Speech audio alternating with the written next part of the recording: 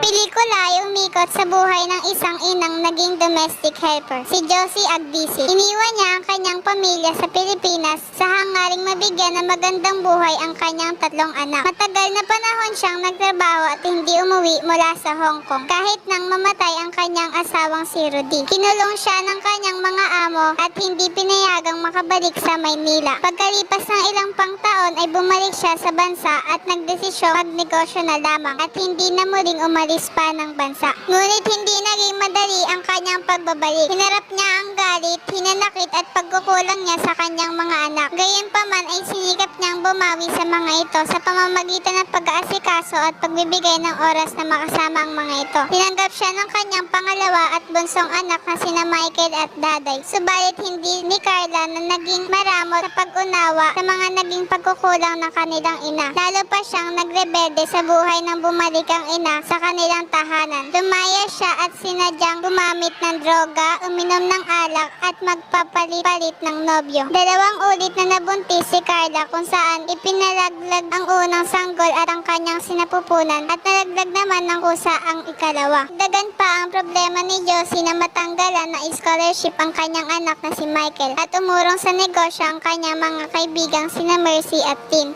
na katulad din niyang OFW sa Hong Kong. Mabilis na naubos ang kanyang naipong pera kaya't napagpasyahan niya na lamang na bumalik sa Hong Kong na siya rin namang gusto ang kanyang mga anak na si Carla. Subalit bago siya tuluyang bumalik sa Hong Kong ay nagkaroon ng matinding komprontasyon sa pamamagitan ni Carla. Sa unang pagkakataon ay nasa kanya ng todo ang anak at doon niya sinabi lahat ng hirap na kanyang tinitiis para lamang mabigyan ng magandang buhay ang mga anak. Dito naunawaan ni Carla ang ina at ang kanyang mga pagkakamali kaya humingi siya ng tawad sa ina. Pagbabalik ni Josie sa Hong Kong ay mas naging maayos ang relasyon niya sa kanyang mga anak. Sa mga naging karanasan ni Josie at ng kanyang mga anak, higit na maunawaan marami ang mga kalagayan at magagawang Pilipinang nagtatrabaho sa abroad para sa kapakanan ng pamilya. Ang kwento ay masasabing napapanahon dahil marami na sa ating lipunan sa kasalukuyan ng ang babae o ang nanay ay nagtatrabaho. Habang naiiwan ang mga tatay sa bahay para mag-alaga ng anak, malinaw ring makita maging ang kalagayan ng OFW sa ilang bansa. Naabuso at napagsamantalahan ng mga amo dahil sa kakulangan ng batas na pagpaprotekta sa kanila noon at habang naipaglaban sa kanilang karapatan. Sa takbo ng kwento ay medyo naging exagerado. Lamang ay masasabing gasgas na ang pagre-rebelde ng anak ay naiwan ng magulang. Ang storya ng nagagalit anak sa magulang dahil umalis ito upang maghanap buhay.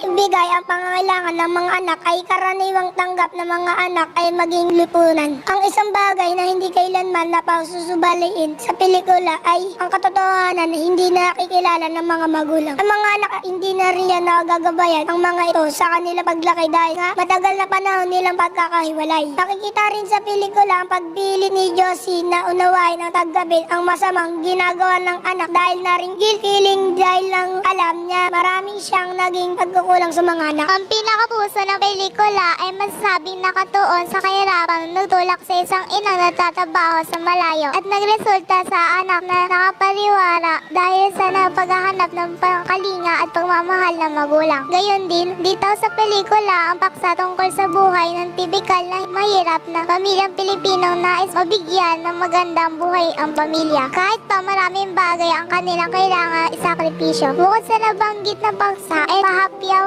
rin na natalakay sa pelikula ang musunod. Una, paglayo ng loob ng mga anak sa magulang. Pangalawa, pagbabago sa nakagawiang papel ng ama at ina sa pelikula. Ipinakita ang babae na nagtatrabaho at ang tatay ay ang naiiwan sa bahay. Katlo, ang kalagayan ng mga ina na nagtatrabaho kumpara sa mga amang nagtatrabaho para sa pamilya. Kapag nanay ang nagtatrabaho ay marami pa siyang responsibilidad na dapat gampanan. Samantalang ang ama, kapag naibigay na ang pangangailangan pinansyal sa pamilya, ay sapat na para maituring na isang mabuting ama. Kaapat, ang mga problema karaniwang nasusungan ng kabataang hindi nagabayan ng gusto ng magulang. Kaya ang droga, alak, teenage pregnancy, abortion, at iba pang paraan ng pagre rebelde. Ikalima, ang pagdadamayan at pagsasaya ng mga Pilipino nasa ibang bansa, lalo na kapag sila ay nabibigyan ng pagkakataong magkasama-sama. Kaanim, pagsasama ng lalaki at babaeng kabataan na hindi kasal at wala sa panahon dahil lamang sa pagtakas sa problema o responsibilidad sa pamilya. Isang sikat na awit ni Freddy Aguilar ang pamagat ng pelikula na Anak. Ito rin kasi ang ginagamit na theme song ng pelikula. Kung titignan ang pelikula sa perspektiba ng anak na si Carla ay masasabing akma ng pamagat ng pelikula. Gayon din kung susuriin ng mga mensahe ng awiting Anak ay masasabing akmang-akma ang nasabing pamagat dahil sa mga pangyayari sa pelikulang umikot sa mensahe ng awitin. Gayon pa man, maaari din gamiting pamagat ng pelikula ang ina dahil sa isang ina halos umikot ang kabuuan ng istorya. Siya ang nagsilbing pangunahing tauhan sapagkat higit na nakapokus ang pelikula sa kanyang damdamin, kaisipan at sakripisyong ginawa para sa kanyang pamilya. Linaw ang karakterisasyon, lalo na ang pangunahing tauhan si Josie na ginampanan ni Vilma Santos sa pelikula. Maging ang kanyang pagganap ay hindi matatawaran dahil hindi pa siya nagsasalita ay punong-puno na ng emosyon ang kanyang mga matang nungusap. Damang-dama rin ng mga manonood ang sakit at bigat na dala niya bilang isang inang pili tumatanggap sa mga pagkakamali at kawalan ng respeto sa anak. At epektibo rin ang pagkakaganap ni Claudine Barreto bilang si Carla. Maliwanag ang dahilan kung bakit kailangan niyang magalit sa kanyang inang si Josie. Binulag siya ng nararamdamang galit sa ipinagpalagay niyang pagpapabaya ng kanyang ina. Ang pagre-rebelde ay karaniwang ginagawa ng mga anak upang masaktan ang inaakalang nagpabayang magulang. Subalit sa kaso ni Carla, buhay niya ang muntik-muntikang masira dahil sa kanyang mga ginawa. Nahanga rin ang pagganap ni Naomi Austria at Cherry Pie Picache bilang mga kaibigan at karamay ni Vilma Santos. Mahusay rin ang karakterisasyon ni Rudy o Joel Torre bilang amang mahina ang loob at mga anak na nangangapa sa ugali ng kanilang ina. Kinampanan